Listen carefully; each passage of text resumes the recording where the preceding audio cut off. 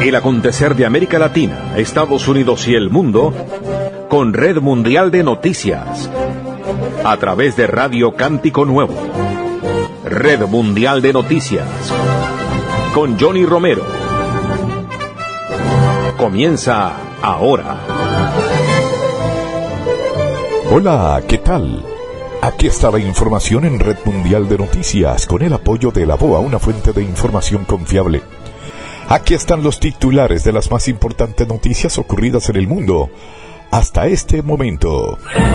Detienen en Colombia a involucrado en el asesinato en Chile del exmilitar venezolano Ojeda.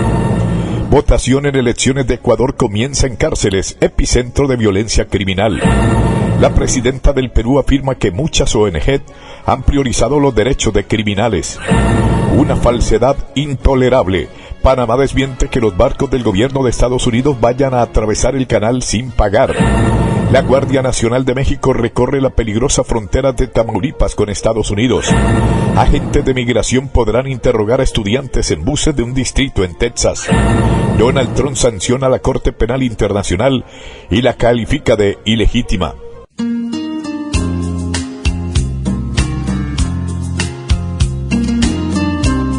La Iglesia de Evangelización Misionera Jóvenes Cristianos, con el pastor Federico Santiago, predicando una palabra buena de parte de Dios, le invita todos los domingos a las 10 de la mañana a un culto evangelístico de gloria y poder.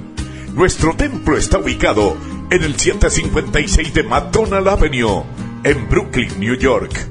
Recuerde, todos los domingos a las 10 de la mañana.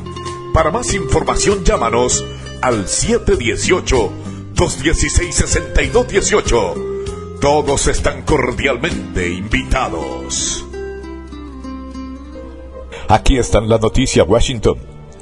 El presidente Donald Trump firmó una orden ejecutiva que sanciona a la Corte Penal Internacional, CPI, acusándola de acciones ilegítimas e infundadas contra Estados Unidos y nuestro aliado cercano Israel.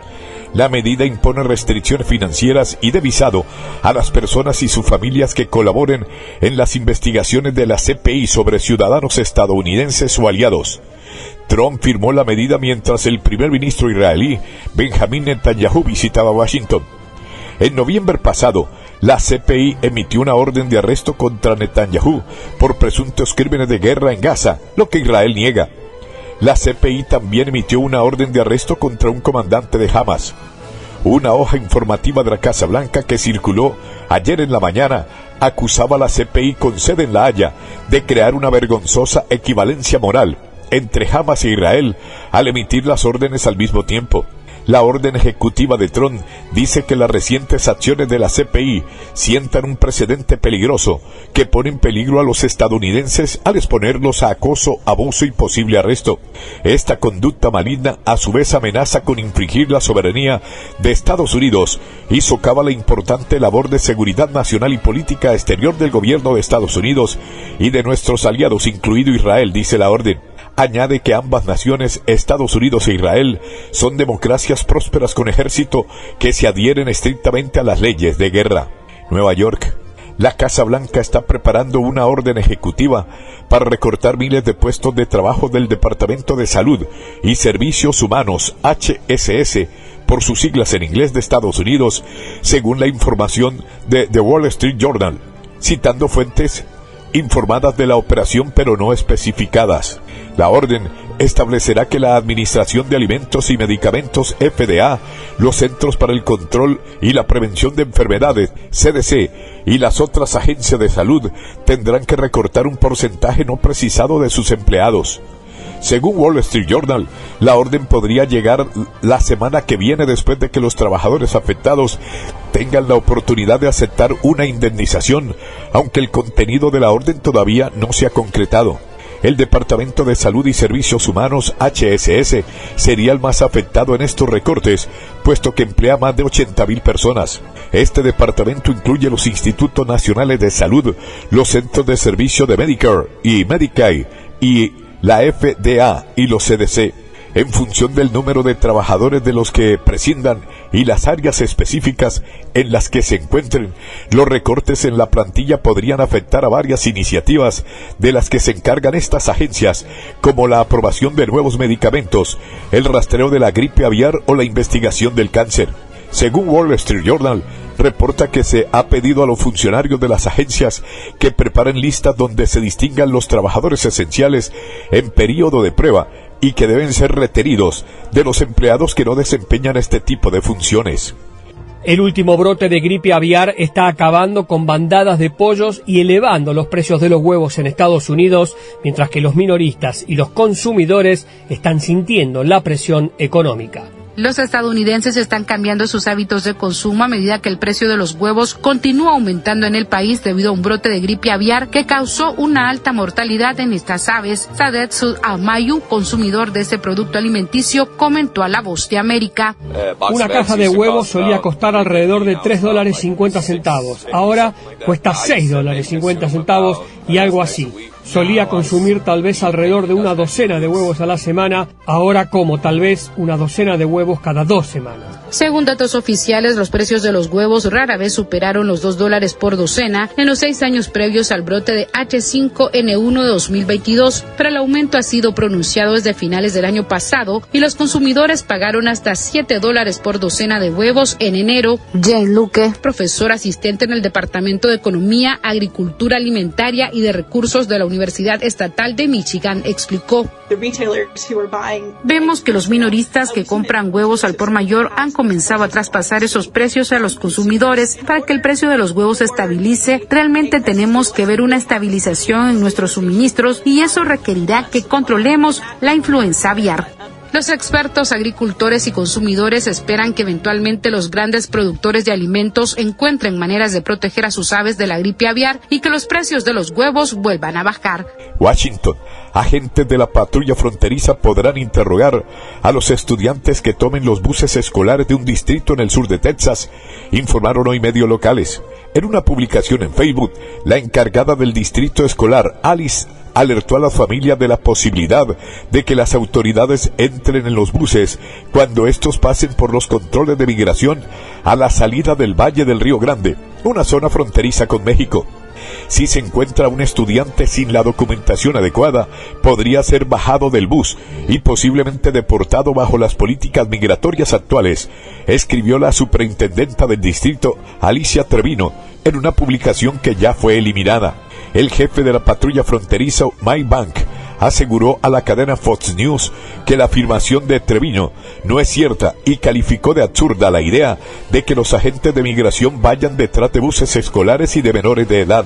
La Oficina de Aduanas y Protección Fronteriza CBP tiene la potestad de imponer retenes y detener e interrogar a quienes se encuentran en una distancia de hasta 100 millas, 160 kilómetros de la frontera. Como consecuencia, en las vías a la salida de ciudades fronterizas en Texas, existen retenes de migración. Matamoros, México.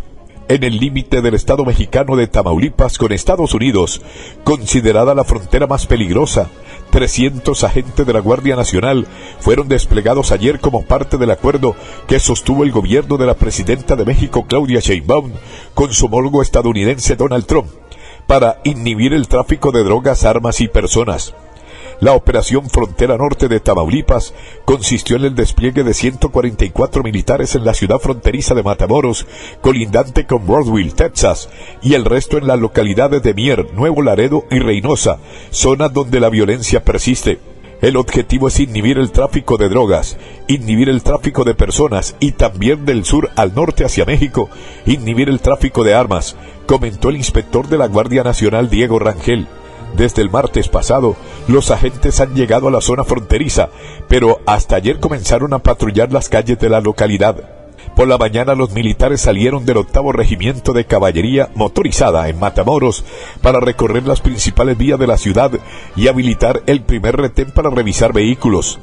Algunos pobladores se sorprendieron por estas acciones, pero confiaron en que la iniciativa ahuyente la inseguridad que padece en la franja norte de la entidad. Expertos advierten que las organizaciones de tráfico humano siguen lucrándose poniendo en riesgo a los migrantes. Esto a pesar de las estrictas políticas migratorias que emprenden Estados Unidos y México. El aumento de las medidas de control en la frontera sur de Estados Unidos causa alarma entre expertos de fenómenos migratorios. Con estas medidas migratorias se van a beneficiar los traficantes de personas en su mayoría porque se cancela CBP-1, se cancelan las posibilidades de flujos más regulares hacia los Estados Unidos y más formales. No ha servido si no se desmantelan las redes de impunidad y corrupción. Lo que sucede es que se empuja a los migrantes a rutas más peligrosas y se empodera al crimen organizado. Grupos como el Clan del Golfo en el lado colombiano del Darién, eso da más o menos $68 millones al año según el flujo. Según autoridades fronterizas en Texas, a finales del año pasado comenzó a reducirse la llegada de migrantes, lo que atribuyen a las medidas adoptadas por la actual administración.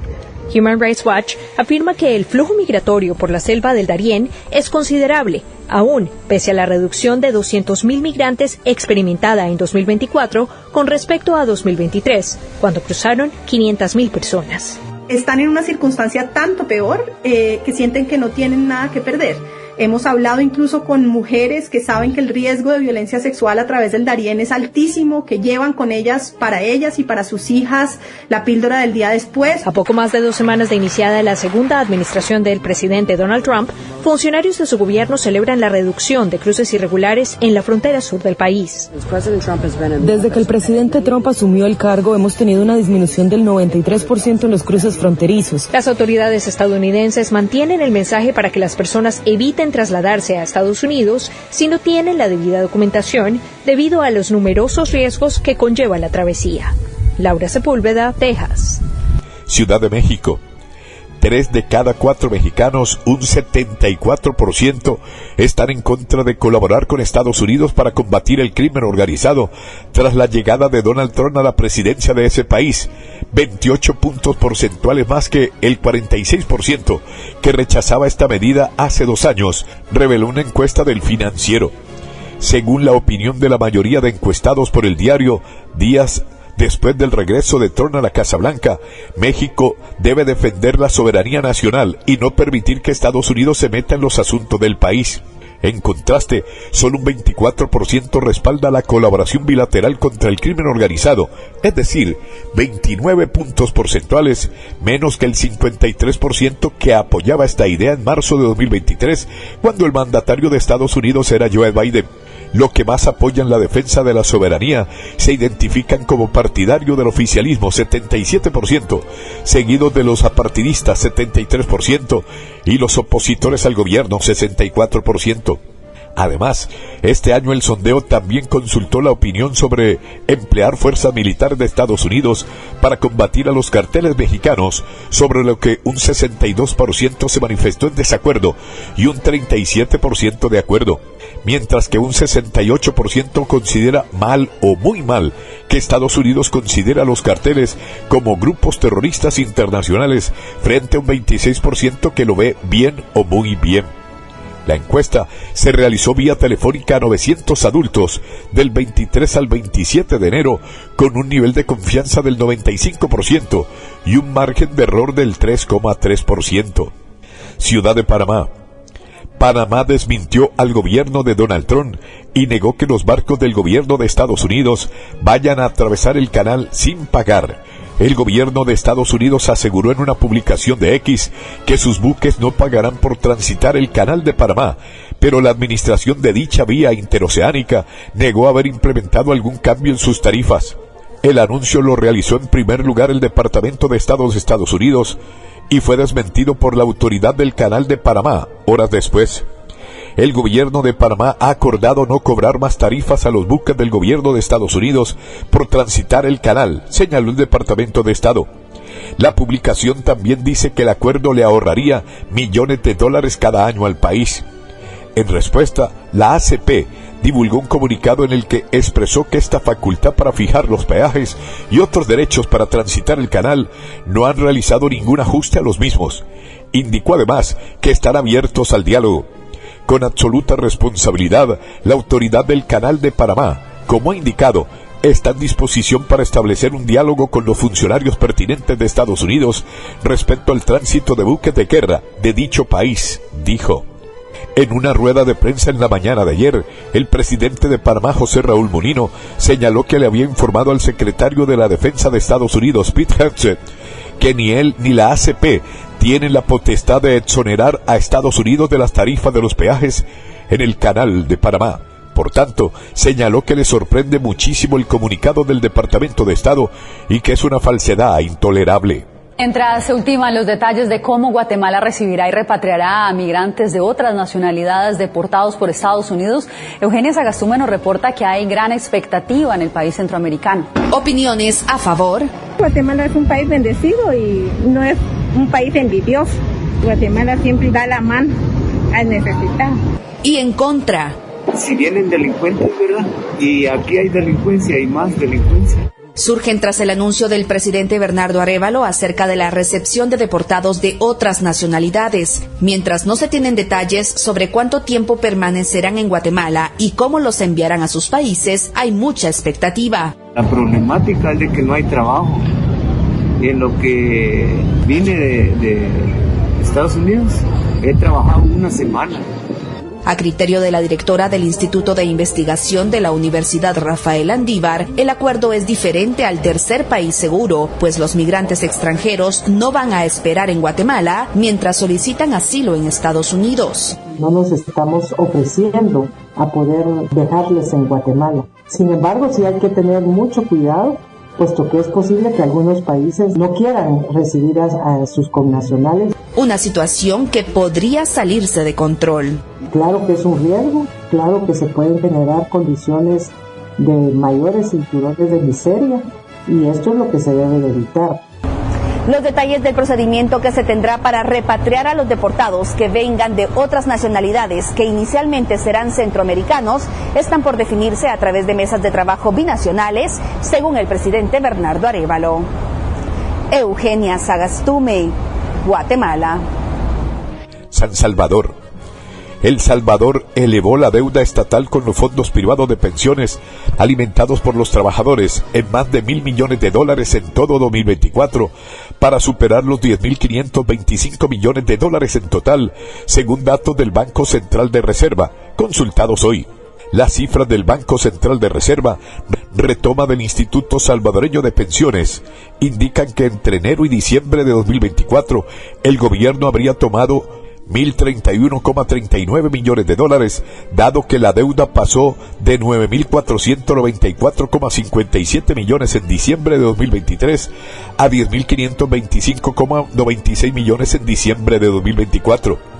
Estos recursos que el gobierno estaría usando para el pago de pensiones de los jubilados del sistema abandonado a finales de la década del 90 se obtiene mediante unos títulos valores que emite el ISP y que las administradoras de fondos de pensiones están obligadas a tomar. Este instrumento, llamado certificado de obligaciones previsionales, suman desde abril de 2023 a la actualidad un total de $2.130,23 millones. A esto se suman 8.395 millones de certificados de financiamiento de transición, títulos que no pagan capital ni interés por 4 años, desde una reforma aprobada por la Asamblea Legislativa, dominada por el oficialista Nuevas Ideas, a finales de 2022. Santo Domingo, República Dominicana. El secretario de Estado estadounidense Marco Rubio culminó una visita a República Dominicana, donde discutió sobre temas varios como el de Haití y el narcotráfico, defendió las intenciones de su país de ocupar la Franja de Gaza y reiteró sus críticas a Venezuela, Cuba y Nicaragua. Rubio, que cerró así su primera gira internacional, sostuvo un encuentro con el presidente dominicano Luis Abinader en el Palacio Nacional, luego de su reunión con el canciller Roberto Álvarez. Hasta hace poco, el senador por el estado de la Florida en Estados Unidos calificó a la República Dominicana de país amigo y aliado, al que ve con el potencial para convertirse en un centro regional de la industria, al tiempo de agradecer a sus autoridades la colaboración en el combate contra el tráfico internacional. El tema haitiano también fue uno de los tratados por Rubio, quien dijo que Estados Unidos no le pedirá a la República Dominicana que acepte una ola de migración desde Haití, a cuyas élites surgió a encabezar la solución a la crisis que prácticamente en todos los órdenes afecta a esta nación. A pocas horas de haber sido nombrada como fiscal general de Estados Unidos, Pam Bondi suspendió la distribución de fondos federales a jurisdicciones santuario, es decir, a ciudades que ofrecen beneficios y no cooperan en la deportación de inmigrantes indocumentados. Fondos por aproximadamente $250 millones anuales que se entregan a las fuerzas del orden locales y estatales serán suspendidos para las jurisdicciones que ofrecen santuario a migrantes indocumentados y que interfieran con los operativos del Servicio de Inmigración y Aduanas, anunció en un memorando la nueva fiscal general Pam Bondi, a pocas horas de haber sido nombrada. Nueva York se rige por ley de santuario y podría verse afectada. Sin embargo, el alcalde asegura que coopera con las autoridades federales y pronto viajará a la capital del país a entregar su testimonio sobre las leyes santuario. Tenemos que proteger nuestras fronteras. Tenemos que asegurarnos de que personas violentas y peligrosas en nuestras ciudades no sigan haciendo lo que estamos viendo en Chicago y otras partes. Pensamos que inmigración es un problema nacional y que las ciudades no deberían ser responsables de ello, y eso es lo que voy a decir. La fiscal general también ordenó suspender por 60 días los fondos a organizaciones no gubernamentales que apoyen a los migrantes y pidió que los fiscales busquen las penas máximas, incluyendo la pena capital en los casos que sean apropiados. Estados santuario como Connecticut y California y ciudades como Chicago, Filadelfia, Denver y Washington D.C. se encuentran entre los que podrían ser afectados. El alcalde de Chicago ya había sentado su postura. Rechazamos totalmente el nivel de intimidación que esta administración está intentando mantener. Somos Chicago, somos diferentes y no vamos a tener miedo de nadie que amenace los medios de vida y nuestra estructura económica en esta ciudad. Esta medida podría desencadenar una nueva batalla judicial que ya había llegado hasta el Tribunal Supremo en el pasado mandato de Trump, cuando intentó recortar fondos federales a jurisdicciones santuario. Ángela González, Nueva York. Lima.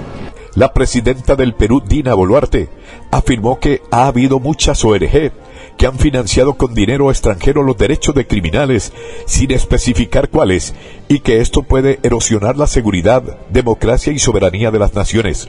Muchas ONG financiadas con dinero que provenía del mundo internacional priorizaban los derechos de aquellos criminales.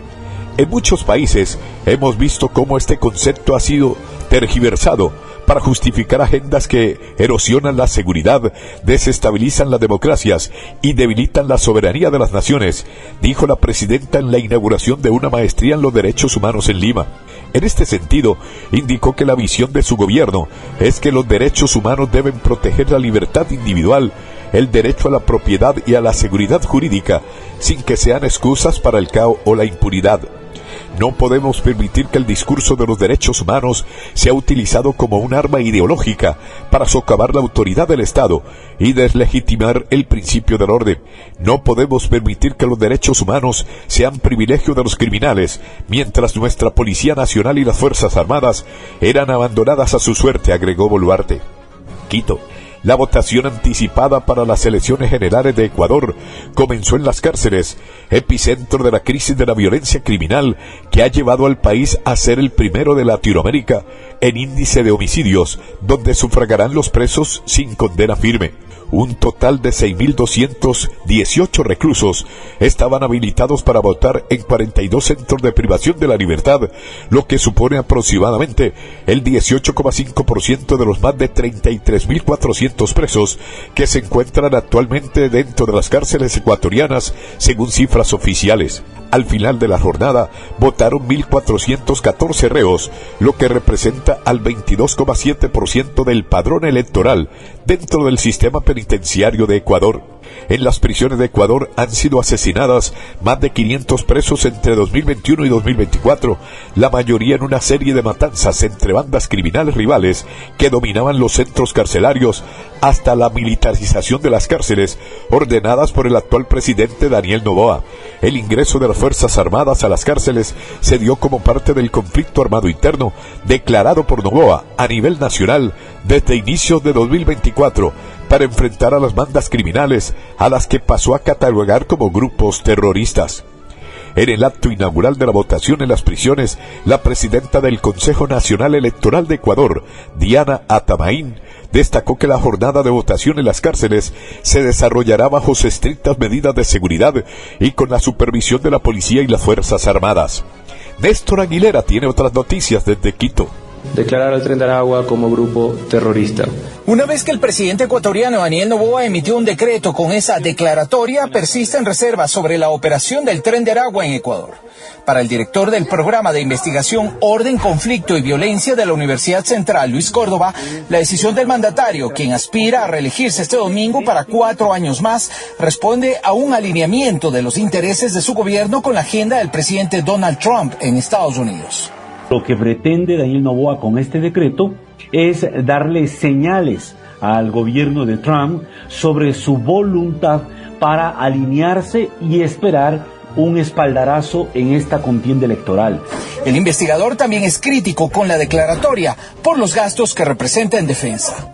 Declarar al Tren de Aragua o a cualquier otra organización como amenaza y con presencia en el Ecuador no hace sino abultar la justificación que necesita el poder militar para su presencia en las calles y obviamente para un ingente presupuesto que está dispendiando recursos. La organización Inside Crime afirma que el Tren de Aragua representa una amenaza transnacional que se ha expandido a países como Colombia, Perú, Chile y Estados Unidos. Néstor Aguilera, Quito. Bogotá. La policía colombiana detuvo a Luis Alfredo Carrillo Ortiz, un presunto integrante de la banda Tren de Aragua, involucrado en el secuestro y posterior asesinato del exmilitar venezolano Ronald Ojeda Moreno, ocurrido en Santiago de Chile en febrero de 2024, informó la Fiscalía. Carrillo, alias El Gocho, está solicitado por la justicia chilena para que responda por crímenes ocurridos en 2024 en diferentes comunas de Santiago de Chile, añadió la información. La Fiscalía detalló que Carrillo Ortiz fue detenido por la policía en la localidad de Chiscas, en el departamento de Boyacá, en el centro del país, en atención a una notificación roja de Interpol. Contra esta persona pesaba una circular azul de Interpol por los delitos de secuestro y homicidio selectivo, expresó el director de los grupos de acción unificada para la libertad personal Gábula de la policía, coronel William Javier Morales, en una conferencia de prensa. Las pruebas recogidas en las investigaciones indican que supuestamente es uno de los responsables de por lo menos 3 retenciones ilícitas, tráfico de migrantes, trata de personas, explotación sexual, extorsión, venta de estupefacientes, entre otras conductas perpetradas por el Tren de Aragua en diferentes sectores de Santiago de Chile, según la Fiscalía. Bogotá. El presidente de Colombia, Gustavo Petro, se reunió en Bogotá con el encargado de negocio de la Embajada de Estados Unidos, John McNamara, en lo que fue su primer encuentro con funcionarios de Estados Unidos desde la crisis de la relación bilateral por el tema de los deportados y los aranceles. Recibí a John McNamara, encargado de negocio de los Estados Unidos. Hablamos mucho del libertador Simón Bolívar, del libro de Gabriel García Márquez, 100 años de soledad, de las fuerzas especiales de los Estados Unidos, de la dignidad de los migrantes, expresó el presidente en un mensaje publicado hoy. Agregó, le regalé una balsa muisca, café colombiano y un sombrero zenú cordobés. Le mostré y se emocionó mucho porque es católico, la sotana del sacerdote que marchó a la guerrilla del ELN, Camilo Torres Restrepo, fundador de la Facultad de Sociología de la Universidad Nacional. En el encuentro que tuvo lugar en la Casa de Nariño, el Palacio Presidencial, también participó la nueva canciller colombiana Laura Sarabria. Amigos oyentes, por el día de hoy llegamos al final de Red Mundial de Noticias. Mi amigo personal Federico Santiago y Johnny Romero les acompañamos. Les invitamos el próximo lunes a nuestra emisión diaria de noticias. Feliz fin de semana para todos. Hasta pronto. Bye.